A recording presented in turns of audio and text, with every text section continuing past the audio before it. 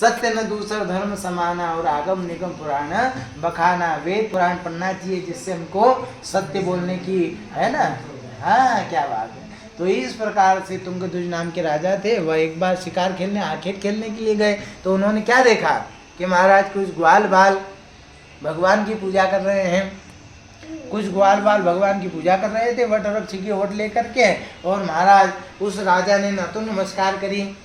भगवान महाराज मनुष्य एक दूसरे के लिए जाति में बड़ा छोटा है, लेकिन भगवान के लिए तो सब जाति पाति पूछे नहीं कोई, और हरि को भजे सो हरि को ही। राजा ने नमस्कार नहीं करा। और महाराज जब ग्वाल बाल प्रसाद देने के लिए आए, ए बेटा, जब ग्वाल बाल प्रसाद देने के लिए आए तो महाराज उसने प्रसाद को भी नहीं स्वीकार करा। क्यों स्वीकार नहीं करा? कि महाराज मैं तो राजा हूँ, उत्तम वर्ण का हूँ, चक्रवर्ती सम्राट हूँ, ये ग्वाल बाल क्या जाने भगवान की पूजा पाठ में।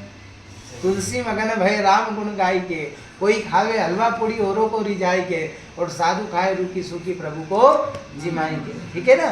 कोई चाले हाथी घोड़ा पालकी मंगाई के, और साधु चले नंगे पैर चीटिया बचाई के। ठीक है ना। तो भगवान तो भाव से प्रसन्न होते हैं। उसने प्रसाद का अनादर करा और महाराज अपने राज्य में चला गया। क्या देखा कि 100 पुत्र मृत्यु को प्राप्त हो गए। राजपाट अकाल पड़ गया। महाराज जोर जोर से रोने लगा तो आकाशवाणी हुई, अरे रोता क्या है महाराज, तेने जो अपराध करा उसका फल तू भोग, है ना।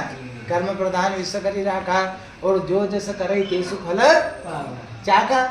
जैसा कर्म करोगे वैसा फल प्राप्त हो जाएगा। तो इस प्रकार से राजा पुनः महाराज वन में आया, और महाराज ग्वाल बाल संग राजा वन में भक्ति करी, मन वांछित फल दीना और दीन दयाल हरि। तो भगवान तो सारे पापों को हरने।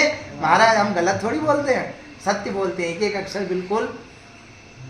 तो इस प्रकार से प्रसाद लिया, प्रसाद को मस्तक से लगाया तो सारा उसका राजपाट भी उसको प्राप्त हो गया, और महाराज उसके 100 पुत्र मृत्यु को प्राप्त हो गए तो वो भी जीवित हो गए। ऐसी भगवान की लीला है।